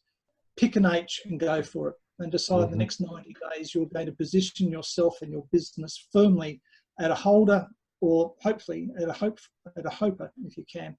And the last thing is be kind to not just other people, but be kind to yourself. You know, we're all stressed and we're all going to be falling short of the mark. And you know, if you're the major breadwinner for your family, you're going to be feeling lousy because your business is falling, or you might be in a situation where your partner has just been retrenched or stood down, or whatever's happened. They might work in an industry that basically no longer exists. You know, people in the supermarkets, I mean, the real heroes are those sorts of people, because they turn up every day to a job they probably hate and they get abused. I was, you know, I mentioned before for a friend, I was in Coles the other day, and the woman in front of me went off her brain because she couldn't buy 4 cans of tomato paste. They only allowed 2. You know, me being the shy retiring type I am, chipped in and stopped that going any further. But this poor checkout woman had been dealing with customers, and so be kind to the people around you. So important right now. Yeah, and be kind to yourself, because guys, this has got months to run. So, you know, position marathon, yourself, right? Not a sprint. Yeah, it's a marathon, it's a sprint. So for God's sake, you know, stop so you can respond instead of react. You know, draw on your friends and your social and your business networks. Get some expert help and just be kind. Thank you for that, Jeff. I'm just going to check with Nikki if there's any, oh, hold on, comments or questions. Nikki. Hi. Hello. Hi, how you guys going? Good. Any comments or questions? So we've got a comment from Marissa who's agreeing with everything that was basically said. Yep, thank you. Hello, she's Marissa. enjoying that. And we've got a comment from Lynn who said that the strange thing is that the so-called humble Woolies employee is now an essential worker. 100%. Which falls in line with what Drew was saying. Yeah. Yeah. 100%. Yep. Thank you for that, Nikki. Thank you so much. That's my pleasure. And no worries. I'll be on standby. Thanks. Okay. Oh, sorry, Nikki, do we have any questions at all? No questions at this point, no. See, you guys have covered everything so well. Covered everything. Hooray. Thanks, Nikki. That's okay. Oh, I've just muted her out. Nikki's our designated essential worker. She sure is. That is for sure. Okay. Guys, I'd like to just talk about now something that I'm really, really excited about, and something that for the last few years that I've been working on, a program that is a complete business health check and growth program using experts in every area of your business. And the reason I'm launching this tonight is because every one of these people on our Zoom call tonight or our Facebook Live call tonight are in this program as well. And it was a couple of years ago that it was Jeff Hetherington that actually helped me to take this from my head and loads of pieces of paper and actually put it into a model. So Jeff is actually on board doing this with me now, which is fantastic. And I'm very excited about that, Jeff. So all the experts you see tonight are on it, and we have many other experts as well. This program will see you go through every part of your business, even COVID-19 contingencies for your business as well. All these people on board tend to think outside the square too, and they're all amazing at what they do.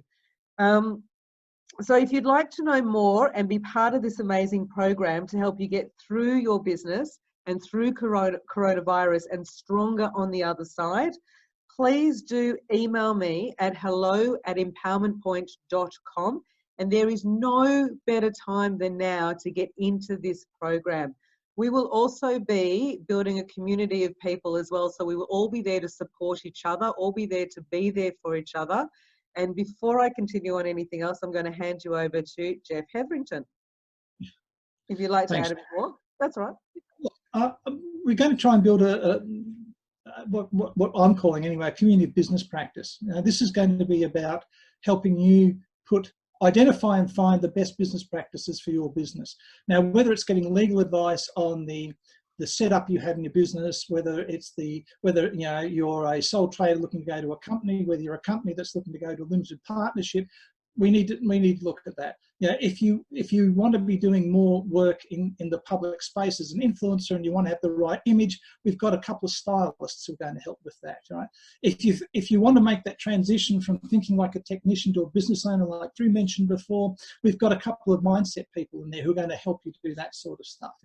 If you want to do anything to do with communications, but particularly digital communications and that sort of stuff, we've got the lovely Tracy Sheen who's going to do all that. Right? And we've already heard down there for this. I'm pointing that way. Down there. And for all the insurances, and particularly the personal insurances you need to be successful, and not only that, but for you and your loved ones to be bulletproof in business, we've got Drew to come and talk with that. We've got photographers to come in who will come in and they will help you get the professional images you want to have for your websites, for your pull-up banners, for things like that. We've got web designers who will look at your websites and then make cogent and sensible suggestions about how you can improve them and things like that. There's an SEO expert involved as well. Basically what Deb and I have done, and she's done far more spade work on this than I have, is come up with all the different facets of a modern business and then found people who could be recognised as experts to have demonstrable expertise in each of those areas and brought them together. So it's going to be a program. It'll probably be a 12-month program, we're thinking. Okay, I'll be involved in talking about things like strategy and niching and product and how to pitch and sell, and there's a whole heap of stuff that we'll be doing there. The BCP thing is important. The planning for COVID-19. We'll be looking at business continuity planning. How can you make sure when the crap hits the fan, your business is still going to be standing when you come out the other side? So there's all that sort of stuff. So it's really, from what Deb shared with me and some of the stuff, I think this is the most complete program of its type ever put together in the country. And I think if you're a business person, doesn't matter whether you're starting out, whether you're an established business, whether you're a medium-sized or even a large business or a division inside a corporate business, this is the sort of program you want to get on, because some of the parts of it you'll probably covered, but you will always be able to learn more. But I can guarantee you that you're going to uncover a lot of holes in your business, and this program's going to fill them in. And if you fill in those holes, you're going to have a fantastic foundation, which means we can then teach you how to scale it and grow. So while I was talking before about the need for safety and security, this program will make your business secure and safe, but with a bit of aspiration tied in, it's going to prepare you to scale beyond your wildest dreams. So that's enough of a pitch from me. I'm really excited to be involved. I know the other guys are. I think it's going to be fantastic. So email Deb, find out more. Thank you so much for that, Jeff. And yeah, again, the reason I built this is because I want to see businesses shine. I want to see businesses get better and better. And we do have people who, including these guys, who will do an audit for you as well in every part of your business. So you'll know exactly where you stand, you'll know exactly where you want to go, and you'll know exactly what you need to get there. So we will help you with that. And we'll also help you think outside the square of if you need to change some things around and things like that too. So we are here to help you, and we're here to support you. And we're also all supporting each other as well, which is absolutely beautiful and absolutely amazing. So I want to give a big, big thank you to my lovely friends. Tracy Sheen, thank you so much. I want to thank Drew Brown, and I want to thank the lovely Jeff Hetherington as well, who is my partner in crime now on this, which is really good. It'll be a lot of fun, which is great. I also want to thank Nikki for checking, yes, thank you, for watching Facebook, writing down any comments and any questions as well that might be, and keeping a track on everything. And I also want to thank our lovely sponsor for tonight, Dial-A-Geno's. It'll be a bit cold by the time it gets to Queensland, but you know, just a little bit. But for all you Melbourneites who live around Elstonwick, this is for you. Ashley from Dial-A-Geno's at 254 Glenire Road, Elstonwick, and his email address is dial-aginos.com.au, or his phone number is 03 in Melbourne 95 300 800, so 95 300 800, easy to remember. That's cool. And we had tonight fantastic garlic bread, fantastic pizza, my favorite pizza there, and we also had nachos, and I have to tell you, the chocolate mousse is absolutely delicious. It is. I haven't seen you crack out the mousse, Deb. No, I did. I did. Look, I was doing it through. If you watch the show back, you'll see me crack out the mousse. I was too busy scoffing the cheese down. So he's a food ninja, right? Yeah, that's it. It's actually really, really good. So yeah, we're very happy with that. So I'll be finishing all of that after our show, that's for sure. So yeah, so thank you so much to Dial-A-Geno's, and just remember that now, more than ever, if you do want to go out with your family for dinner, just dial instead and get takeaway or get deliveries, because you're helping the small business, and you're also getting your meals as well, your favorite meals to be able to eat as well. Spend time with family too, you know, take a step back to be able to look at your business and let us help you as well. So again, to get in touch with me and to contact me in regards to looking at this program we're doing, or if there's anything else that you wanted to look at or talk about as well, you can contact me at hello@empowermentpoint.com. That's hello@empowermentpoint.com. So that's EMPOWERMENTPOINT.com. It's funny, when it's something that's yours, you end up remembering the spelling really fast. I used to live in a really long address and I can spell it really fast. You'll put the link in Facebook for folks so they don't have to try and I will definitely put the link into Facebook. Yes, definitely on there. Okay, so my name's Debbie Small and I'm the founder of Empowerment Point, and I want to thank you all for watching Empowerment Point TV, Business Dining with Deb, Business Treats and Takeaways. And you can watch more of our episodes by going onto our YouTube channel, Empowerment Point TV, and you can subscribe. So please subscribe. So you get to know what's going on and what other things we'll be putting up there as well. And again, if you'd like to be part of this amazing and very timely launch or have a chat, please get in contact with me. And remember, and it's just weird, I'm going to say this line, but I say it after every show. Remember, in life and in business, you need persistence and a great sense of humor. So keep moving forward. And I'm going to add that at a time like this, we need a sense of humor more than anything. So if you're feeling a bit overwhelmed by something at the moment, start to watch some comedy. Just put comedy on, put something funny on, put something stupid on, and, you know, just don't think for a while as well. And we're all here to help you. So get in touch with me and I'm happy to help you moving forward. Thank you, guys. And guys, thank you for a really great show. Thanks, Deb. Well done. Thanks, Deb. That is my absolute pleasure. Thank you. Thanks, folks. See ya.